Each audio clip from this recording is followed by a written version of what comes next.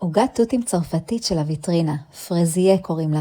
נשמע אוללה, אבל הכל ממרכיבים שיש לכם בבית. מורכבת משתי שכבות ז'נואז, שזה בעצם עוגת ספוג, ושימו לב, אפילו לא צריך תבנית. על תבנית אפייה שיתחתי מהבלילה שתי שלוליות כאלה, אחת יותר גדולה מהשנייה, ואחרי האפייה אני מניחה את הרינג על העיגול הגדול יותר ולוחצת, ובעזרת קערה שהיא קצת יותר קטנה עם הקוטר, אני מסמנת לי עוד עיגול. מומלץ לשים בצד הפנימי של הרינג שקף עוגה לחילוץ קל יותר. ועכשיו למלית קרם דיפלומט, אל תיבהלו מהשם, זה בסך הכל קרם פטיסייר שמאושר בקצפת. הכל רשום לכם במתכון. מרטיבה בסירופ מתוק את העוגה שלי, מסדרת חצאי תותים ויוצקת חצי מכמות הקרם דיפלומט. מניחה מעל את השכבה השנייה של העוגה, זאת שסימנתי עם הקערה, וחוזרת על הפעולה. מיישרת עם שארית הקרם, אבל שומרת קצת בצד לקישוט. אחרי קירור טוב, אפשר גם קצת במקפיא לחילוץ קל יותר.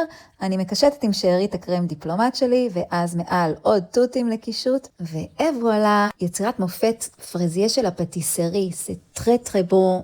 Merci beaucoup.